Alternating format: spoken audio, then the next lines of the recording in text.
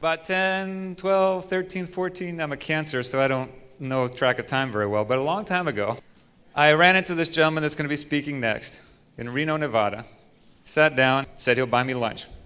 How many of you have had lunch with this guy? You know who I'm talking about, right? Have you ever paid for lunch? No, he always buys lunch. Sat down with him, had an eye-opening conversation with him. I was in a place in my life where I was young. I didn't listen to too many people. I thought I could do everything myself, better than everybody else. But over that time, I would have conversations with him over the phone, and every time he shared something with me, it came from the heart, it came from experience because he'd done it before, and it made me money. And what was so fascinating is that he'd never, ever asked for anything in return. Ever. To this day, he's never asked for anything in return. And that's a pretty special human being. He's been an owner of a network marketing company. He is an owner of a network marketing company. He's not the kind that just sits there and studies the bottles and whatnot. He's in the field. In the last 18 months, I think he's been home for a total of maybe 4 weeks. He's always out there teaching. It's one of his passions. He loves to teach, and maybe he'll change 1% of the people's lives in the audience that he teaches. So if he wasn't in network marketing, he'd still be out there teaching. It's pretty remarkable. So let's give a big hand to the guy that knows more about networking than anybody I know, Mr. Tom Big Al Schreider. Bring him on up. Oh yeah, I'm gonna dance, right. So while you're here at the Mastermind, you're gonna hear a couple different viewpoints, right? And probably a couple different opinions, but there's only one opinion and one viewpoint that counts. Yours, all right? But it depends where you are in your business. Some people are totally motivated but don't know what to say and do, and some people know what to say and do and are not motivated, and you have to take a look at what you need in your life. So you can learn how to get motivated. You could probably learn exactly what you need to do, and then you could probably learn exactly how to do it. So I'm just going to talk exactly how to do it. And people say, wait a minute, why don't you talk about having a better attitude and being motivated and setting goals and being positive and all that? And I said, well, you don't really need that to be successful. I mean, you can earn lots of money and big bonus checks, have huge organizations with a lousy attitude, being totally unmotivated, being lazy. And people say, really? And I said, sure, there's proof. Look up line. So,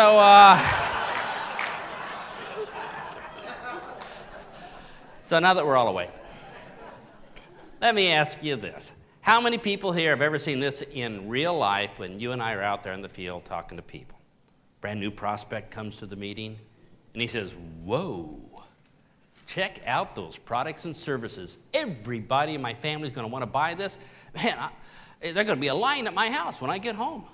This is an excellent opportunity. And then you tell them your compensation plan. They say, oh my goodness, unbelievable. Everybody at work will be mobbing me. They'll all be around my desk. Ah, excellent. Everybody wants to earn extra money, and they join your business, and they go home. And they talk to the relatives about their products and services, and what do the relatives say? Are you crazy? You fall on your head? Yeah, what are you smoking? We don't do those sort of things. That's a pyramid. And what happens to your new distributor? They feel so low, so lousy. They get beat up, rejected, humiliated. And they go home, and they just hide underneath the sofa, grab the remote control, and they say, I'm going to watch TV for the rest of my life to avoid that hurt of rejection. Except 6 months from now, I'm going to call my sponsor and tell them that, it doesn't work. So, but they give it one more try. When they go to work the next day, they say, well, maybe, just maybe, these people want to make money and you'll be okay. So they talk to all their friends at work about making money with this terrific program, and what do their friends at work say? Are you crazy? It's a pyramid. We don't do those sort of things. I'm only 44 years away from retirement. Come on, get alive. Well, now he feels really bad. He goes home, he sets up camp underneath that sofa, and you're never going to get him out because he got beat up, rejected, humiliated. And he says, I joined a lousy opportunity. I made a bad decision. What was I thinking? How many people here have a distributor, something like that? Yeah. If you've been in the business any amount of time, we should have several of them, shouldn't we? So what can we do to prevent this from happening? Well, over the last year or so, I've been telling them a little story that seems to help a lot. When a new distributor gets started, I simply explain to them the difference between needs and wants. Now, I'm going to ask you just to sit back and enjoy. Don't bother taking any notes, because guess what? When I'm through, you're going to learn how to tell that story almost word for word. And you won't miss a thing. We'll give you the notes you need. It's really a pretty easy story, and here's how it goes. And I'd like you to ask yourself, would you have liked to have heard this story when you first started? And it goes like this. New distributor fills out the application, and we'll pick nutritionals here because there's probably more nutritional people than anybody else here. So we'll just use that for an example. They fill out the application, say, oh, I'm going to sell all these vitamins to my family and all this. And I tell the distributor, there is a huge difference between needs and wants. How many people would agree with that? You know, people need things but don't want them. And I tell them, everybody needs to visit the dentist every 6 months. But do they want to? No. We all need to get up an hour early every morning and exercise, but do we want to? No. We all need to diet and eat healthy foods, but do we want to? No. We all need to pay taxes, but do we want to? No. So it's perfectly normal for people to need things but don't want them. Yeah. And when you get home, you're going to find out that your family is perfectly normal. When you get home, you'll be talking to your aunt, and your aunt says, my ankle hurts, my hip hurts, my shoulder hurts, my neck hurts. I have 5 known diseases, 4 unknown diseases, 3 they haven't discovered yet. I have acid reflux, that's a disease right now. And at some point you'll say, do you want to do something about it? And she says, no. Then I wouldn't have anything to talk about. My children love me more when I pretend to be sick. Seeing the doctor's a social visit. Open the prescription jars as aerobic exercise. No, I don't want to feel well. Well, your aunt needs the product, but she doesn't want it. And that's perfectly normal. And when you go to work the next day, you're thinking, well, maybe I'll talk to some of my coworkers. And you mention to them about the opportunity because they're saying things like this. You know, my daughter needs braces. The car broke down. I'm behind on my MasterCard and Visa. I'm 2 mortgage payments behind. The boss won't give me a raise, and you're going to say, would you like to do something about it? And what are they going to say? No! Those are pyramids. I don't know anybody. I don't even know you. Back off. You know, somebody in China lost money once, 44 years away from retirement. Well, these people need the opportunity. They need the extra money, but they don't want it. And that's perfectly normal. You see, your business is only with the people that want it. It's like owning a restaurant. What's the best restaurant in your city? And they'll say, oh, Houston's restaurant. I says, well, does everybody need to try the ribs at Houston? Oh, yeah, they're really, really good. But do they all want to? No, about 99% of the people don't go to Houston's restaurant. And why not?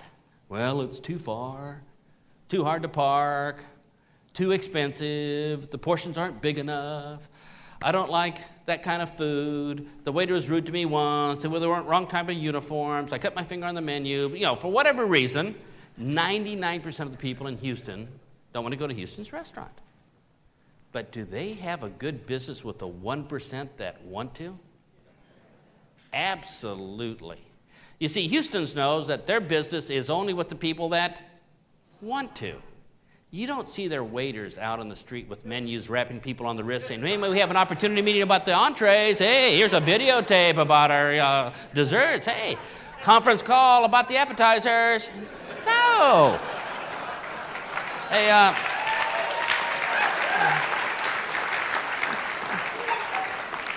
you see, they understand their business is only with the people that want to come there. So I tell the new distributor, just imagine you had a job trying to find people named Bob. Some of you come up to me and say, hey, Big Al, what's your name? Big Al? Well, don't you want to be a Bob? It'd be easier for me if you're a Bob. You kind of look like a Bob. Do you feel like a Bob? Here's a form to change your name to Bob. Can't you please be a Bob? Would you do that? No. You'd simply go to somebody else and see if their name was Bob. Or if you're smart, you might say, well, by the way, do you know anybody named Bob? I said, yeah, both my brothers are named Bob. So it's just like trying to find the Bobs in this world. So remember that most people need our products, need our opportunity, but they don't want to, and that's perfectly normal. Your business is only with the people that want to. How many people here would have liked to have heard that story when you first got started? To help insulate you from all the trash talk your relatives are going to give you. Now think about it. Everybody needs your product, but they don't all want them. So should we learn to tell the story? Because we tell it once, the first time is a little bit hard, and we're going to do that right here. So when we go home or pick up the phone later on tonight, we can tell the story. It's going to be easy. So if you have a pencil and paper, grab it. Let's start off by writing the first thing is needs versus wants. Below that, write the word dentist. Below that, write the word exercise. Below that, write the word diet. Below that, write the word taxes. We all got it? So let's see how this little part sounds. I would say there's a huge difference between needs and wants. Everybody needs to visit the dentist how often? About every 6 months, but we want to? No. We all need to get up an hour early and exercise every morning, but do we want to? No. We all need to diet and eat healthy food, stay away from pizza, ice cream, Mexican food, and all the other basic good food groups, but do we want to? No. We all need to pay taxes, but do we want to? No. And it's perfectly normal for people to need things and don't want them. That's a pretty easy section, isn't it? Now, before anybody here starts making judgment about your prospects, let me talk to you. We're human too, right? Some of us are even normal. But we need to do things and we don't want to. So before we say our prospects are stupid, let me give you an example about us. How many people here would agree that we probably all need to get up an hour earlier every morning, maybe around 5 a.m. and go out and jog and exercise? I mean, yeah, we need to, right? But do we want to? No. So imagine I was an exercise distributor and I call you up one morning, let's say tomorrow morning around 5 a.m. I said, hey, let's go jogging. What are you going to say on the phone? You're perfectly normal, aren't you? But that doesn't bother me because I listen to motivational tape. I have prosperous thinking. I have a great attitude. And I'm going to call you tomorrow morning and say, hey, let's go jogging. What are you going to say? Oh. Well, the next day I corner you at work. And I bring along my sponsor. And we start talking to you about jogging. How do you feel about that?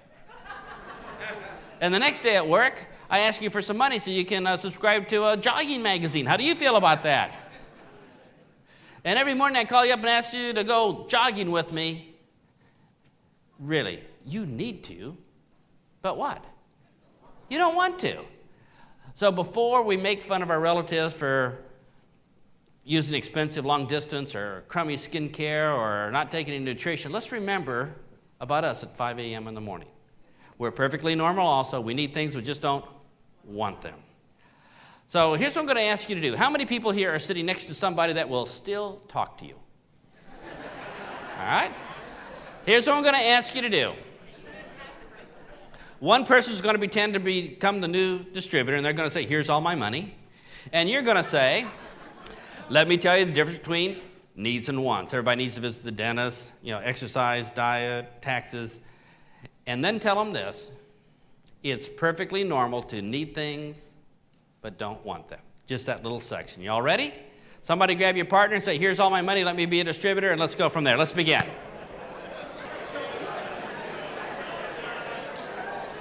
Okay. How do we do? Everybody got the nose down, right? Well, this whole story is only in 5 little sections. Here's section number 2. Are you all ready? By the way, how many people were able to handle section 1? All right, it gets easier. All right, here's section 2. We're going to tell the new distributor what's going to happen when they get home and they present their product or service. Later on, we're going to tell them when they talk about their opportunity. But right now, their product or service. Now, it's going to sound different for everybody here depending on the type of program you're with.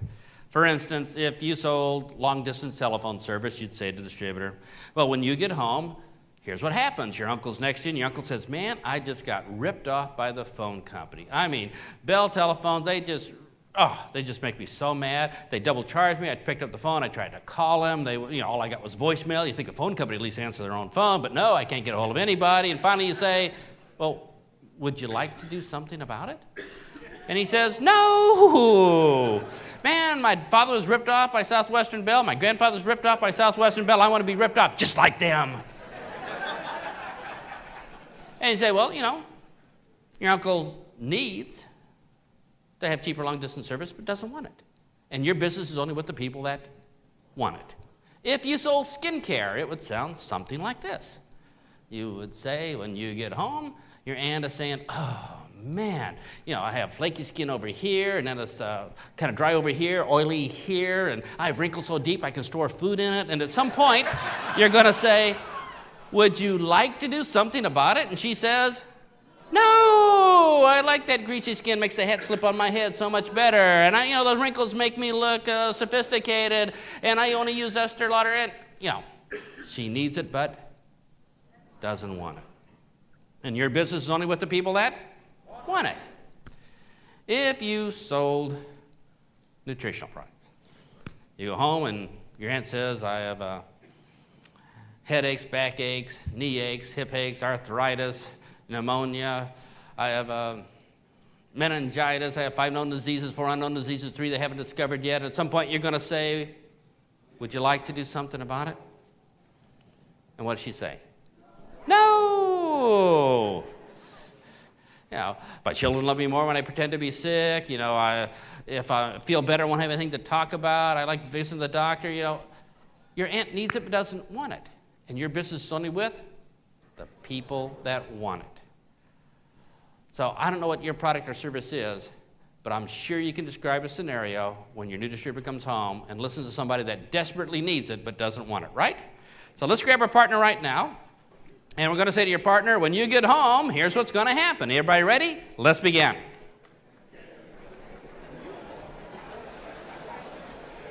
Okay, how'd that go? What, good? How many people could handle that one all right? It gets easier. Here's the next section. We're going to tell them what happens when they go to work. When they go to work, they're going to have a coworker say, my daughter needs braces, the car broke down, I can't pay for my MasterCard and Visa, the boss won't give me a raise. And at some point they're going to say what? Would you like to do something about it? And what is the coworker going to say? No, I'm only 44 years away from retirement. I enjoy the commute back and forth, beating up my car, and I know I don't get paid much, but it builds character. And somebody in China lost money once. It's a pyramid. We don't do these sort of things. I don't know anybody. And what? Here's somebody that desperately needs the extra money but doesn't want it. And your business is only with the people that want it. You all ready? Let's grab our partner and tell them what's going to happen at work. You're going to say, when you go to work, one of your coworkers is going to be whining and complaining with this. Let's begin. Okay, how'd that go?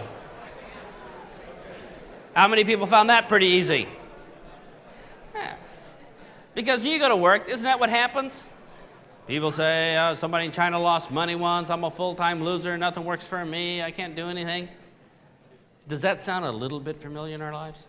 Absolutely. So let's move on to part number 4. And all you have to remember is the word restaurant. So we're going to ask them, what's your favorite restaurant? And they're going to say what? Houston's. We're recommending and promoting, not getting paid for it, aren't we? Yeah. So it's not too far down the road, but if you go to Houston's, you can eat ribs with a spoon. They're really that good. I'm told I'm vegetarian. But let's talk about Houston's restaurant. Everybody in Houston needs to try their food at least once. But do they all want to? No. And why don't they want to go to Houston's to eat? Why not? Too much money. Yeah, too far. Yeah. I'm a vegetarian. You can't eat it with chopsticks.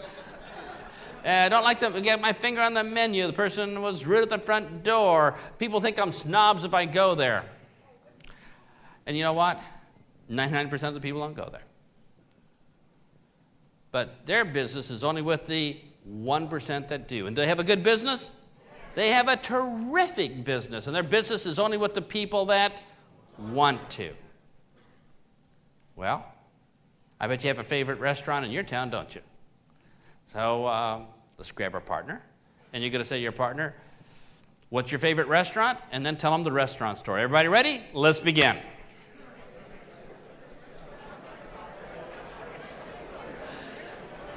Okay, how'd that go? Everybody have the restaurant story? Here's the last little bit. And all you need for this is to write down the word Bob. Easy to spell forward and backwards. Everybody got it? So we're going to say, imagine you had a job just looking for people named Bob. And you came up to me and say, hey, Big Al, what's your name? And I said, Big Al.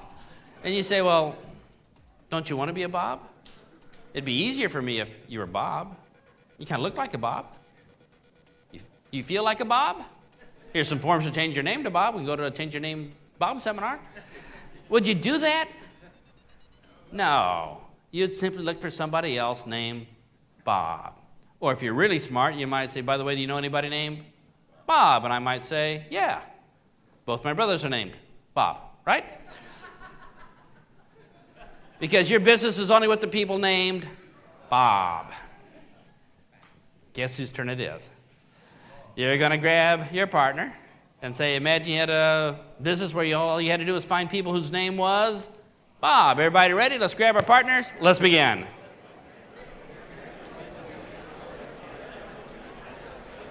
Okay, how'd we do? Now let me ask you this. Do you think that would be an important story for every new distributor? Because it would help insulate them from what's going to happen where people are saying no that shouldn't. So when somebody says no, instead of them saying, oh man, it's a terrible business, let me go hide underneath the sofa, I made a bad decision, they'll be thinking, oh, that's perfectly normal. And I don't jog at 5 in the morning either, right? So we're just insulating them from what's going to happen so they understand that not everybody that needs it is going to want it. And that their business is only with the people that want it. If you don't teach them this, they will send you to a whole bunch of people that would be terrific in your business, but don't want to do it. How many people have experienced that? You know, they call you up and say, oh, I have this famous athlete. He's an uncle, and he's the mayor of the town and also a lawyer. He knows everybody. He'd be terrific in the business. I've talked to him already. He hates it. He doesn't want to do it at all, but you could talk to him. You've been there, haven't you? So if they start doing that, they don't understand the lesson of needs versus wants. So you might have to reinforce it with a little short story about President Bush. So let me tell you about President Bush.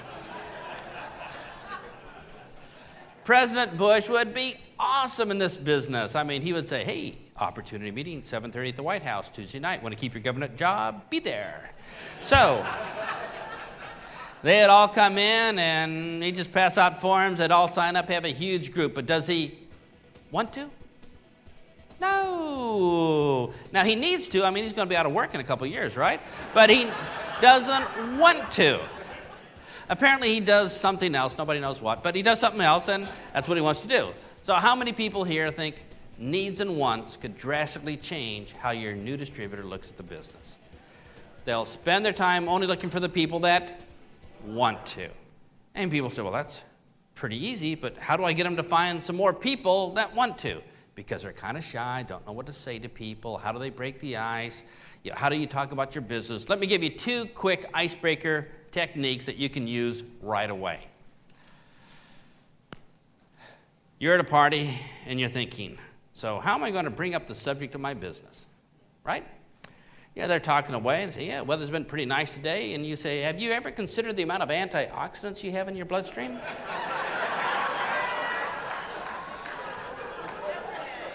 We know the problem, right? How do we start conversations about our business? We don't want to sound like a salesman. We only want to talk to the people that are interested, so we have a good experience instead of those people that are not interested, the people that need it but don't want to. How are we going to do this? So here's just one of hundreds of different icebreaker techniques. I'd like you to write down these magic words. Would you like to do something about it? Now, in order for this technique to work, you're going to have to find large, huge groups of negative people. How many people here can find large, huge groups of negative people? All right. In Texas, we call them family and coworkers and friends. So I encourage the new distributor to find groups of negative people. They say, I can do that. And I say, just stand around and say, would you like to do something about it? And somebody next to you, they're saying, man, my back aches, my head aches, I have nasal run, and I cough a lot, and I wake up not feeling well rested. And I say, just tell them, would you like to do something about it? And if you ask them that question, they have two possible answers. What are they? Yes or no? Now, if they say yes, ka-ching, you're in. It's done, right? It doesn't get any easier than that. But what's the other possible answer? No, right? But they never tell you no. They always say it in code. All right? Here's how no sounds for that. I'm under doctor's care. That means no. It runs in the family. That means no. I'd have to drop out of the whining and being sick club. That means no. And get over it. Your business is only with the people that want it. So you're standing around at work and somebody at work says, man, I haven't had a raise in 13 years. A person next to me clips their toenails at work. My car's getting beat up. The boss doesn't like me. And at some point you're going to say what? I'd like to do something about it. If they say yes, ka-ching, you're in. It doesn't get any easier than that. It's hard to mess it up. And how does no sound? Ooh, somebody in China lost money once. I'm a full-time loser. Nothing ever worked for me. These are only for people that have talent. All my friends would leave me if I earned too much money. Oh, my tax rate would go way up. I wouldn't know what to do with that, Yeah, they all mean no. And this is completely rejection-free. Just anywhere in the conversation, say, would you like to do something about it? And if that's too strong, you could always rephrase it to say, have you ever considered doing something about it? You're visiting your aunt, and she says, oh, man, I have oily skin and dry skin and patchy skin and eczema over here and wrinkles so deep that, store food in it. And you could say, have you ever considered doing something about it? What are the two possible answers? If she says yes, ka-ching. If she says no, how does that sound? Oh, I like seeing blood when I scratch the eczema. Oh, I like the oily thing on my head so my head slips on and off. And that all means no. Get over it. Your business is only with the people that want to. So let's give this a try. I'd like you to grab your partner right now. I'd like your partner to whine, complain, or whatever you call it where you live, all right? Whine and complain, and at some point, when they take a breath, just sneak in, would you like to do something about it, or have you ever considered doing something about it? Just listen to the answer. If they say yes, ka-ching. If they say no in code, that's okay. Your business is only with the people that want to. Everybody ready? Find a complaining partner. Let's begin.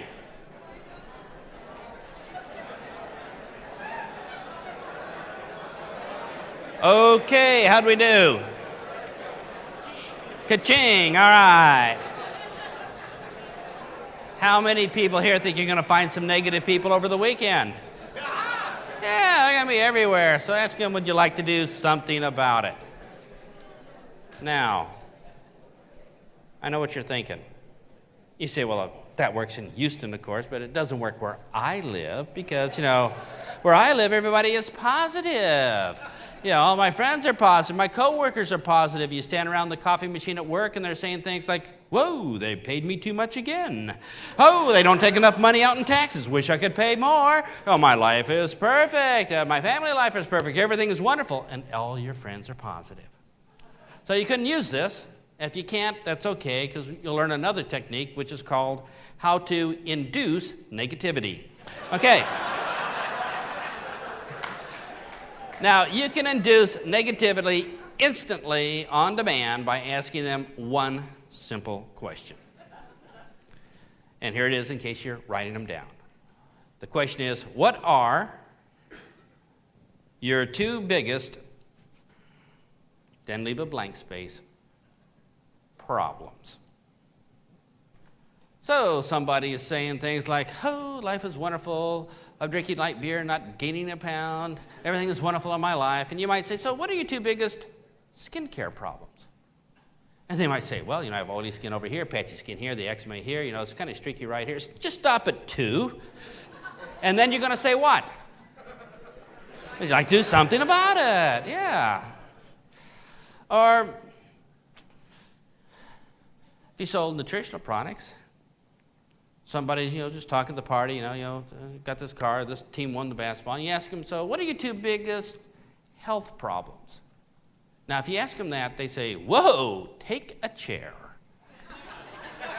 You've made a friend for life, haven't you? They're going to love you. They say, please have a seat. Let me get started with book 1. And they're going to say, I have high blood pressure, low pressure, hypoglycemic. I have scratchy, itchy skin here. I'm sure most of my organs are dying. I see the doctor 4, 5, 6 times a week. And at some point, you're going to say, what? We'd like to do something about it. Oh. And you're busy only with the people that want to. And so you're at the party, and you're visiting with somebody, and they're a little bit large. You could say, so what are your two biggest diet problems?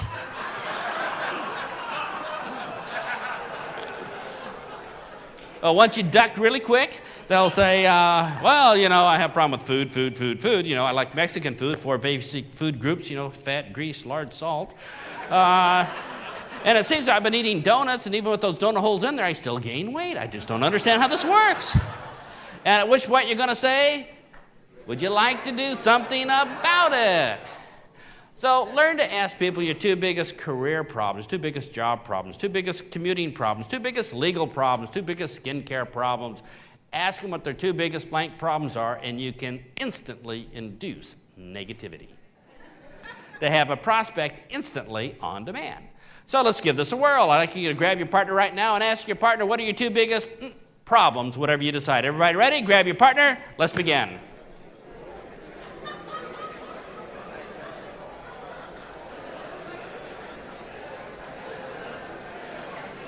Okay, how'd we all do? Ka-ching, right? So let's review.